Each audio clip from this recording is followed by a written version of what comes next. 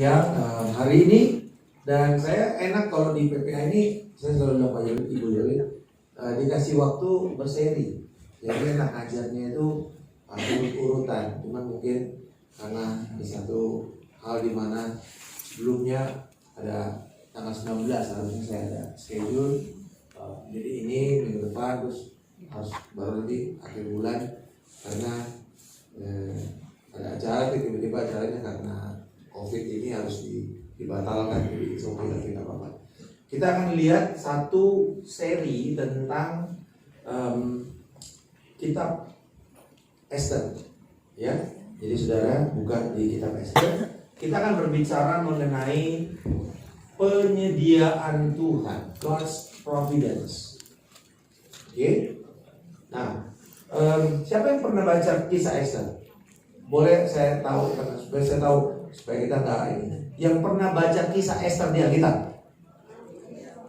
Pernah dengar ya. Tapi pernah baca seluruhnya? Oke, saya kasih PR sama saudara selama 3 minggu, 1 bulan ini saudara baca kitab Esther. Ya, lumayan kan? Ini loh, ini cerita yang lebih hebat dari novel. Ini versi Cinderella versi Alkitab. Bagi ibu-ibu yang suka dongeng, tapi ini bukan dongeng ya, tapi suka cerita dari seperti ini. Alkitab memberikan salah satu contoh yang luar biasa. Nah, Esther mengajarkan kepada kita satu hal yang luar biasa, yaitu hal-hal yang kelihatannya gini. Siapa ibu-ibu di sini yang suka bikin kue? Menyantap banyak, tak usah diomong. Yang bikin, ya, baking the cake. Oke, kalau kita bake the cake ya, saudara, kita pasti di situ ada banyak bahan-bahannya ya, gula, tepung, telur mentah, baik itu putih kuning atau putihnya digabung jadi satu atau dipisah. Lalu mungkin ada beberapa rempah, gitu ya. Tapi siapa di sini kalau semua ditaruh gitu ya? Siapa yang mau makan? Misalnya pala 1 sendok teh. Gak ada yang mau. Makan gula 1 sendok teh. Mungkin ada yang masih mau. Tapi makan tepung 2 sendok teh. Gak ada yang mau. Makan telur mentah mungkin masih ada yang bersedia demi kesehatan. Tapi pertanyaannya, umumnya kita kalau diberikan semua resep itu, bahan baku, tidak ada yang mau makan. Tetapi ketika itu digabung dan diadon dengan baik dan diolah oleh tangan yang sangat pakar dan disajikan pada waktunya, maka kemudian semua orang bisa mengatakan it's a good gift. Saudara, kitab Esther ini paling unik. Kenapa? Tidak ada nama Tuhan di sana. Tidak ada nama Tuhan, tidak ada nama Yahweh, tidak ada sama sekali. Itu sebabnya banyak ahli-ahli sarjana kita mengatakan, apakah waktu di kanon masuk ke dalam kanon, apakah ini layak? Enggak, ada banyak perdebatan, tapi masuk. Bahkan orang Israel sampai sekarang masih merayakan satu perayaan, yaitu Purim, yaitu perayaan di mana mereka mengingat akan jasa Esther. Nah, saudara-saudara, apa yang akan kita belajar di sini? Saya berikan satu judul seri, The Pathway to Providence, jalan menuju penyediaan Tuhan. Providence adalah tema daripada Esther. Nanti kita lihat apa sih providence, karena providence itu adalah sebuah istilah teologi yang menggambarkan kedaulatan Tuhan di tengah-tengah perjalanan sejarah manusia yang bahkan kelihatannya tidak mungkin. Di dalam kehidupan kita ada begitu banyak keadaan di mana kita berpikir nggak mungkin, kita malah menghakimi. Coba saudara bayangkan, Esther itu dimulai dengan raja yang bernama Ahasuerus, ya, atau Ahasuerus. Ahasuerus ini adalah raja anaknya Darius. Ya, saudara pernah kalau baca kitab Daniel tahu Darius. Darius adalah raja hebat di Babilonia yang kemudian membawa orang-orang Israel di dalam pembuangan. Tetapi anaknya Ahasyaweros ini sebenarnya adalah raja yang hebat. Cuma ada satu bangsa yang nggak bisa mereka kalahkan, baik bapaknya maupun dia, yaitu Yunani. Kalau yang belajar sejarah Eropa tahu, the Battle of Marathon. Itu kekalahan Darius, nggak bisa mengalahkan di dalam pertempuran maraton. Dan demikian juga dengan Ahasyaweros. Tetapi kalau saudara baca di dalam pembukaannya saja dikatakan zaman Ahasyaweros, dialah Ahasyaweros yang merajai 127 daerah. Mulai dari India sampai Ethiopia. Jadi dari mulai lembah Indus, kalau saudara bayangkan peta Asia ya, India, lalu kan ada jalur sutra. Oke, all the way sampai ke Iran Irak sekarang. Lalu Iran Irak terus naik Syria, Turki, Israel, nyebrang Afrika, turun sampai ke bawah Ethiopia, sampai ke bawah lagi Arab. Karena Ethiopia itu ada dua. Satu Ethiopia yang sekarang di Afrika, satu lagi itu kampungnya Anies Baswedan, Yemen Selatan itu. Ratu Sheba itu datang dari situ, bukan datang dari Afrika. Ya, jadi kita tahu Yemen itu loh sekarang. Nah, jadi ini daerahnya luas sekali, pengaruhnya hebat. Dia pemimpin dunia pada waktu itu. Tetapi kalau saudara baca nanti di Esther, ini kayaknya raja ini sejo. Hebat, tapi kok kayaknya gampang digoblok-goblokin gitu. Digambarkan sebagai raja yang lemah. Karena prinsipnya bukan memuliakan Ahasyaweros. Kisah ini sedang memuliakan Tuhan yang tidak kelihatan. Nah saudara-saudara, apa inti? Karena dikatakan kemudian dia bisa ketika menang, dia bikin sebuah festival, perayaan di mana dia undang semua raja-raja dan bangsawan yang berada di bawah kepemimpinan dia. Lalu kemudian merayakan perayaan itu 180 hari, berarti 6 bulan. Bayangin Indonesia itu, kalau kita dulu maksudnya ada perayaan 70 tahun, itu udah 6 bulan sebelumnya, sebelum bulan Agustus itu udah ribet semua, banyak hal demi itu. Semua. Orang-orang jadi viral. Dan kemudian pada 7 hari terakhir dia bikin pesta makan semuanya. Anak kecil, perempuan, laki, semua boleh makan. Peraturannya cuma satu, gak usah dipaksa. Lu makan sebanyak-banyaknya. Lu mau mabok sebanyak-banyaknya. Wah, ini kalah saudara. Wild party yang di Bali kalah. Minuman semua dikeluarin. Lalu raja dengan rajanya, istrinya pasti dengan perempuan lain, maksudnya dengan perempuan-perempuan, bikin pesta sendiri, terpisah. Sampai satu kemudian raja ini bilang, gue mau pamerin istri gue. Disuruhlah istrinya datang untuk catwalk, itu di hadapan para bangsawan.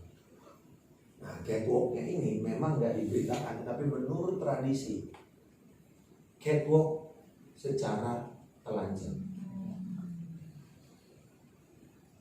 Tentu pasti merasa terhina, dia menolak. Kalau saudara nonton film 300, itulah Ahasyaweros. Mukanya ngeri. Perempuan-perempuan semuanya gak ada harganya. Ratu aja sudah telanjang, jalan, dan raja mengagumkan dan mau memamerkan kekaguman istrinya ini yang katanya cantik, luar darah. Istrinya menolak. Rajanya mesti nanya lagi sama, gue mau ngapain istri gue? Kan goblok itu. Kalau dia raja pada zaman itu, di mana perempuan, mohon maaf, tidak lebih daripada hewan piaraan. Kalau bukan karena Yesus datang ke dunia ini, perempuan sampai sekarang masih seperti itu. Dan banyak budaya di Timur Tengah masih membuat perempuan tidak lebih daripada sekedar objek seksual. Ya. Nah, ketika raja bilang mau diapain, harusnya kan raja bilang gampang, bunuh aja. Titah raja itu hukum, sederhana kok. Tapi dia digambarkan seperti dia lemah, digambarkan seperti dia bodoh. Gue mau bikin apa? Para penggawanya bilang, raja ganti aja. Nah lalu buatlah pemilihan ratu sejagat. Coba bayangin, kalau kita bicara ratu sejagat, kita berpikir sekarang ini Miss Universe kan? Masa ada Miss Universe masuk di dalam Alkitab? Tapi ya itu yang terjadi. Dan juaranya itu jadi ratu namanya Esther. Yang kedua, ini kisah-kisah yang dikumpul-kumpulkan. Kelihatannya kalau kisahnya berdiri sendiri tuh pasti nggak mungkin Kristen, nggak mungkin Alkitab. Miss Universe misalnya. Apalagi anak orang miskin tiba-tiba jadi kaya, kan cuma ada dongeng begitu. Tapi kan ini perempuan miskin. Perempuan miskin yang nggak punya bapak, nggak punya ibu, lalu diangkat oleh seorang sepupunya namanya Mordekai, orang Yahudi. Diangkat jadi anak. Ini berarti kan yatim piatu yang harusnya tidak punya masa depan, tiba-tiba jadi penguasa dunia, kan gitu. Lalu ada lagi plot yang lain, yaitu pembasmian etnis. Kalau semua ini kita pakai berdiri sendiri, ada nggak yang suka dengan cerita itu? Nggak ada yang suka. Tapi bayangkan ini cerita digabung jadi satu, jadi luar biasa. Nah saya kasih teaser sama saudara supaya saudara baca Alkitab itu. Ya. Nah hari ini saya akan memberikan kepada saudara hal yang sederhana mengenai kebenarannya dulu. Apa yang Tuhan ajarkan di sini itu mengenai providence. Providence Allah atau penyediaan Tuhan. Dan tujuannya adalah bahwa kita mau melihat Allah memegang kendali atas dunia. Katakan sama-sama. Allah memegang kendali atas dunia. Metodenya boleh berbeda, tetapi puppet masternya, dalangnya cuma satu, Tuhan. Itu sebabnya kita nggak boleh bandingkan cara Tuhan bekerja orang lain dengan saya. Metodenya bisa beda. Cara Tuhan mempromosikan seseorang tidak ada yang sama. Karena semua orang memiliki tugas yang berbeda seturut dengan panggilan Allah dalam hidupnya. Tidak ada pemain pengganti. Kalau Ibu Yoli menolak tugas Allah dalam hidup beliau, tidak ada yang bisa menggantikan itu. Karena untuk tugas itu Tuhan memberikan kasih karunia khusus, karunia, talenta, kemampuan, kebijakan, semuanya ada di sana. Hanya untuk tugasnya dia. Ada satu buku yang waktu saya baru bertobat dikasih oleh orang yang memuridkan saya. Born Original, Die as a Copy.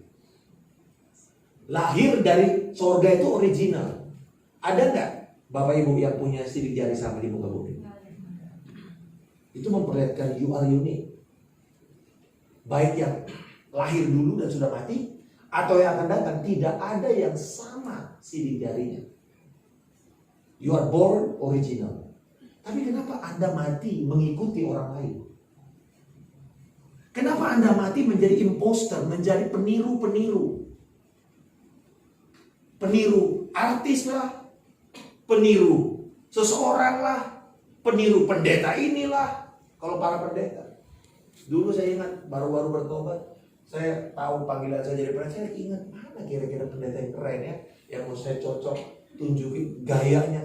Akhirnya yang saya lihat bukan bagaimana Tuhan memproses dia, tapi apa yang dia pakai, Alkitabnya seperti apa. Yang akhirnya orang cuma hidup mati menurut fotokopi orang lain. Jangan mau saudara hidup sekarang ini mati jadi fotokopi orang lain. Fotokopi dari tekanan keluarga, Kamu harus jadi dokter. Padahal hatinya cuma mau jadi YouTuber. Ya kan? Jadi dokter stres loh. Waktu saudara tahu yang karena anak saya ikut Indonesian Idol season 10 kemarin yang baru berakhir. Dia 18 besar. Ada satu dokter gigi itu mahal ini. Ya saya kemarin dia baru ulang tahun kemarin. Jadi saya ketemu dia secara mamanya pengen dia jadi dokter gigi. Seumur-umur. Akhirnya dia tekan, dia peras dirinya untuk dia tidak buyarkan semua impian jadi penyanyi. Tapi ternyata caranya orang kenal mahal ini bukan jadi dokter gigi. Tapi dari talenta yang dia punya. The moment dia sadar ini dan mamanya sadar, baru kemudian didukung. Tapi pertanyaannya, masa udah populer dulu baru Anda berani bilang, oh iya salah, gue salah. Ya kalau nggak populer gimana? Ada banyak orang yang akan hidup dan mati tidak akan populer. Tapi nanti di surga Tuhan mengatakan, baiklah engkau hamba-Ku yang baik dan setia. Masuklah ke dalam kebahagiaan Tuhan. Karena engkau menggenapi apa yang Tuhan tugaskan padamu untuk engkau hidup. Bapak Ibu, kita punya waktu lahir yang sama. Waktu lahir yang pasti kan? Ada di sini yang nggak jelas lahirnya kapan. Kalau nggak jelas biasanya tanggal lahirnya itu 31 Desember. Itu artinya dia lahir pada waktu pohon tumbang, ya banjir ini, apa gitu-gitu lah di kampung. Biasanya itu lahirnya maka tanggal lahirnya 31 Desember. Kalau dulu pemerintah Dukcapil begini begitu. Semua kita punya tanggal lahir yang pasti. Semua kita akan punya tanggal lahir yang tanggal meninggal yang pasti, betul? Tetapi di batu nisan kita ada sesuatu yang menarik. Di sini berbaring atau rib atau orang Batak di Son Maradian. Opungnya si Ari. Tubuh itu tanggal lahirnya dia. Monding tanggal meninggal. Lalu ada garis kan? Saudara-saudara. Tanggal lahir kita, tanggal mati kita semua pasti. Nggak usah dihakimi menurut itu. Wah dia lahir, dia meninggal ke kemudaan. Oh dia meninggal udah tua, bagus. Bukan itu yang akan Tuhan ukur. Apa yang kau buat di garis umum itu. Engkau boleh cuma 30 tahun. Paulus cuma 60 tahun. Menghasilkan gereja, menghasilkan kekristenan, menghasilkan firman Tuhan yang ditulis. Alkitab hampir sepertiganya yang tulis. Billy Graham umurnya cukup panjang. Tapi ketika dia datang sama Tuhan, dia menghadapi dan meminta pertanggungjawaban. Dia bilang, Tuhan di garis itu 3 juta orang oleh karena pemberitaan Injil yang engkau percayakan kepada saya datang kepada Kristus. Saudara tahu betapa beratnya jadi Billy Graham? Pada waktu dia sangat tenar, dia diminta untuk jadi presiden oleh Amerika. Suruh running for president. Disuruh running untuk jadi rektor universitas, sekolah Alkitab. Wah, begitu banyak yang prestisius. Running jadi senator. Dia bilang, enggak, panggilan saya. Even running jadi gembala. Dia bilang, panggilan saya adalah penginjil. Pilih. Dan dia mati seperti itu. Saudara-saudara, kita semua punya assignment, termasuk Esther. Apa assignmentnya Esther di sini? Kenapa dia mesti jadi ratu yang menjadi istri seorang raja yang sangat biadab? Kita bilang salah kali ini orang kawin campur bagi orang Yahudi itu sebuah kehinaan. Kawin campur yang bikin Salomo jatuh di tengah-tengah kemuliaannya. Masa disuruh lagi kawin campur? Sudah ini. Kalau kita buat itu terpisah-pisah semua, menjijikkan cerita ini. Ada pembasmian etnis, ada ratu kecantikan, ada pameran perempuan telanjang, ada keinginan untuk membunuh, dan semuanya. Tapi kita lihat tentang providence of God. Nah, saudara-saudara, apa itu providence of God? Providence of God bisa didefinisikan sebagai ini. Allah memegang kendali sekalipun tidak terlihat. Allah bekerja di balik layar. Efesus pasal yang pertama, boleh keluar nggak? Oh enggak, oke. Efesus 1, saudara bisa buka di ayat 11. Kita baca bersama-sama, karena ini adalah kebenaran yang Paulus juga tekankan tentang doktrin providence of God. Doktrin providence of God ini adalah bagian dari doktrin kedaulatan Tuhan. Kita baca bersama-sama Efesus 1 ayat 11. 1, 2, 3. Aku katakan di dalam Kristus, karena dalam Dialah kami mendapat bagian yang dijanjikan. Itu apa? Kami yang dari semula ditentukan untuk menerima bagian itu sesuai dengan maksud Allah, yang di dalam segala sesuatu apa? Bekerja menurut itu dia. Itu yang namanya providence of God. Allah bekerja dalam segala sesuatu, termasuk yang buruk. Yes. Termasuk apa yang kita sedang alami sekarang dunia ini. Yes. Untuk kepentingan agenda Tuhan, bukan agenda iblis. Jadi orang Kristen udah mulai bingung. Saudara tahu bahwa ini bukan cuma COVID. Belalang yang besar itu sedang menyerang dari Afrika masuk ke Iran. Sebentar lagi akan masuk ke China. Orang bilang, wah ini materai keempat. Belum. Kalau saya percaya, kita orang Kristen tidak akan mengalami, sudah di surga. Biar orang yang nggak percaya mengalami itu semua. Saudara-saudara, apa itu providence of God? Allah bekerja secara mujizat, menjadi dalang untuk mengendalikan keadaan. Allah membuka China menjadi pusat supaya dia tahu bahwa manusia bukan paling hebat. Saudara tahu China itu adalah orang bangsa yang semuanya mau ter. Ketika Taiwan membuat 101, Tower 101, China kesel. Waktu itu saya lagi ke Shanghai, saya ini mau dibangun apa? Oh ini mau dibangun satu tower yang melampaui 101. Gak mau dikalahin. Kereta tercepat, kereta terpanjang, semuanya mau yang tetapi mereka tidak mau mengakui Tuhan sebagai penyedia semua itu. Tuhan cuma kasih yang sederhana saja, yang tidak kelihatan mata, tapi menyerang manusia. Dan Tuhan mau bilang begini, aku itu gak kelihatan buat kamu, tapi aku lebih berkuasa daripada kamu. Invisible hand of God. COVID is invisible kan? Ada yang bisa lihat? Siapa yang bisa lihat virusnya? It's invisible hand. It's just, buat saya cuma begini, kita gak perlu takut, kita gak perlu khawatir. Saudara hidup saja dengan cara yang benar, maka kemudian engkau akan melihat Tuhan bekerja. Nah saudara-saudara, apalagi kita bisa belajar dari Esther ini sebagai pendahuluan sebelum saya masuk lebih detail minggu depan, yaitu Tuhan mengatur segala sesuatu untuk kepentingannya. Tuhan mengatur segala sesuatu. Raja-raja itu berada di bawah kekuasaan Allah. Amsal mengatakan hati raja-raja berada di tangan Allah. Ia mengalirkan seturut dengan kehendaknya. Jadi siapa puppet masternya? Siapa dalang semuanya? Cuma satu. Allah, pencipta langit dan bumi, yang kemudian menjadi manusia, Yesus Kristus. Dia pun datang pada waktu yang tepat, di mana dunia sudah disiapkan Tuhan. Yesus datang.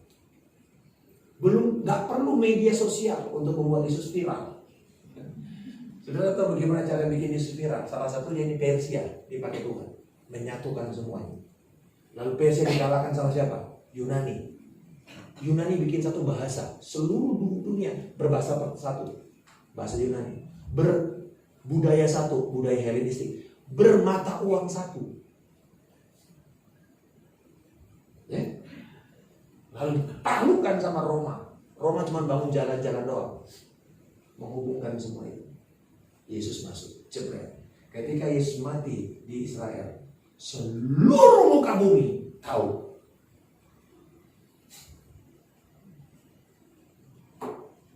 Karena Tuhan yang menjadi dirigen dalam semuanya itu. Dia juga mastermind Yesus harus mati. Dia aktor intelektualisme. Karena Yesaya mengatakan, Allah lah yang berniat membuat Yesus. Bukan kita. Nah, Tuhan. Ya saudara-saudara, ini mindset yang kita mesti mengerti tentang Allah yang memegang kendali. Nah, apa tujuannya?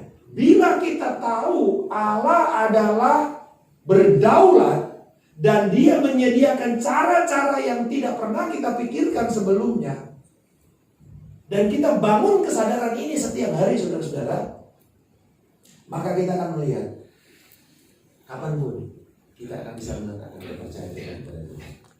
Kita nggak perlu jadi khawatir dan panik, apalagi nimbun makanan. Gak usah lah. Yang banyak di sini udah laki-laki yang mau nimbun perasaan kepada orang-orang yang nggak mau datang-datang.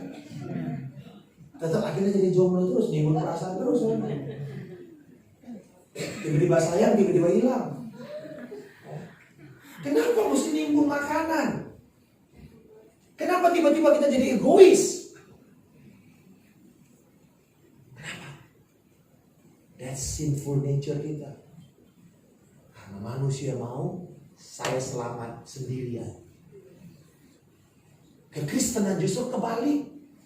Pada waktu terjadi wabah besar di Kaisar Roma, rakyat dan raja menjauhi keluarganya sendiri. Saudara tahu apa yang membuat Roma kagum dengan kekristenan? Cuma satu. Orang-orang Kristen bersedia mempertaruhkan nyawanya, merawat orang-orang yang ditinggalkan oleh orang Roma ini.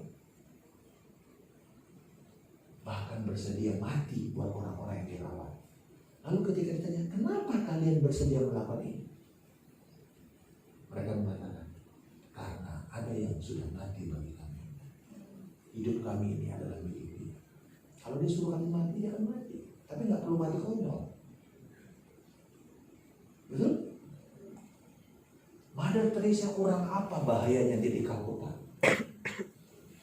Kalkuta itu orang bilang sebagai keteknya dunia, saudara tahu? Mohon maaf, ini bukan rasis. Orang India suka jokes. The best part yang nggak bisa diubah oleh orang India adalah armpitnya, keteknya. Mau pakai herme pasti habis. Tetap ada bau petasan keluar dari situ. Mohon maaf, tapi ini teman saya India yang bilang. Ya, the armpit of world itu Kalkuta. Sudah tahu kenapa? Kalau pagi-pagi kita di pasar, sampah yang dibawa, ini manusia yang dibawa. Karena mati berlimpahkan begitu aja. Kalkuta, bukan Mumbai, Kalkuta. Dan Mother Teresa pergi ke sana. Orang Hindu sendiri marah sama dia. Kenapa kamu selamatkan bangsa kamu? Siapa lagi? Karena Yesus sudah mati buat orang ini. Saudara, itu yang membuat kita tuh ngerti. Yang menjadi link point, titik penyatu kita cuma satu, Kristus. Kalau kita sama-sama di dalam Kristus, kita bilang ini, Anda adalah saudaraku dalam Kristus, betul? Karena kita sudah diselamatkan, betul nggak? Tapi ketika kita berbelas kasihan kepada orang yang bukan dalam Kristus, cuma satu. Karena apa? Anda saya terima karena Kristus mati buat Anda. Kristus mati buat saya. Then I can be your friend. Sekalipun berbeda pandangan, dia jadi musuh kita, dia mungkin gak, kita mungkin bilang ini orang gak pantas diterima di dalam komunitas gereja. Satu kali saya ingat ada satu anak perempuan. Saya gak ngeh bahwa dia ini berubah. Karena dia kemudian, ternyata dia murid saya dulu. SMA gak selesai. Dia pergi ke Singapura, dia pulang. Saya baru habis khotbah di gereja, dan dia datang dengan maminya. Saya kaget, saya pangling. Maminya kenal saya, terus kemudian saya bilang, oh iya. Dia pakai perempuan, dia buka. Mininya dia pakai UKNC, pakai jeans, tatuan. Tato semua, anaknya cantik. Tapi gara-gara tato jadi kurang cantik buat saya. Dia ngomong, oh kamu siswa yang sulit, oh iya, kok harus doain dia. Dia mulai nangis. Kemudian, gak berapa lama mamanya bilang gini, Pak, boleh kita ketemu? Sekali ini saya mau bawa anak saya ngobrol. Terus saya bilang, kenapa? Pokoknya nanti dia. Terus saya bilang gini, belum pernah ada gereja yang bisa terima saya. Kalau saya datang dengan tato, pendetanya langsung menjawab. Kalau sekarang udah gak banyak pendeta tatoan juga. Tapi dia bilang begini, saya mau tes Pak Markus. Mau nggak terima saya? Karena dulu Pak Markus lihat saya itu polos, anak baik. Sekarang saya begini, karena dia kepahitan sama Tuhan. Dia kepahitan sama gereja. Dan dia bilang, it's okay, why? Simple. Yesus mati buat kamu. Itu poin di mana saya mengasihi. Kita bisa terima sesama orang Kristen sebagai saudara kita karena kita bersaudara dalam Kristus. Tapi kita bisa menerima orang yang bukan sepaham dengan kita karena Yesus sudah mati dulu. That's the providence of God. Karena Tuhan pakai siapa di sini? Ahasiweros. Tuhan pakai bahkan plot yang paling gak enak, Mordekai dengan siapa? Haman, betul. Haman itu yang mau melakukan pembasmian etnis. Di plot cerita itu jadi kalau cerita namanya subplot, plot khusus yang ditambahkan tapi menjadi bagian cerita utama. Dan yang terakhir saya mau tutup dengan ini, bahwa kehendak Allah yang pasti menang, bukan kehendak iblis. Amin saudara. Sekalipun keadaan dunia bisa berubah, percaya. Banyak orang aduh ini kok makin buruk apa segala macam begini. No. Yang saya tahu di Alkitab, Kristus menang. Amin. Kristus menang. Katakan Kristus menang. Walaupun orang berusaha mati-matian menghancurkan kekristenan, Kristus tidak pernah gagal. Saya tutup dengan kita ini. Saudara tahu Voltaire? Pernah dengar nama Voltaire? Voltaire itu orang yang ketawain kekristenan karena dia bilang gini, Allah mati. Voltaire, God is dead. Tulis di wajah Voltaire. Ini pujangga Perancis. Ya, seumur kerjanya cuma satu, ngumpulin semua Alkitab yang ada pada masa itu, dibakar sama dia. Dikumpulin, dan dia kaya. Dikumpulin, cuma dia berusaha mengolok-olok Tuhan, mengolok-olok kekristenan. Itu zamannya Renaissance, di mana orang capek dengan kekristenan ritual, lalu mereka mau melakukan sesuatu yang baru. Jadi Voltaire ini seperti wah hebat. Bersama dengan dia itu kan ada si René Descartes. Ya, waktu saya berpikir saya ada. Jadi kalau saya nggak bisa lihat Tuhan, ya Tuhan ada. Gitu aja kan gampang. Dia berpikir begitu. Sampai kan sekarang digoda-godain. Emang lu bisa lihat otak lu? Pernah bisa lihat otak Anda? Tapi kalau saya bilang Anda tidak berotak, pasti Anda marah. Loh kan saya nggak lihat. Anda bisa pegang nggak otak Anda? Tapi apakah otak Anda berfungsi? Demikian juga Tuhan. Nah Voltaire nggak bisa terima ini begitu. Pokoknya saya nggak bisa lihat, saya nggak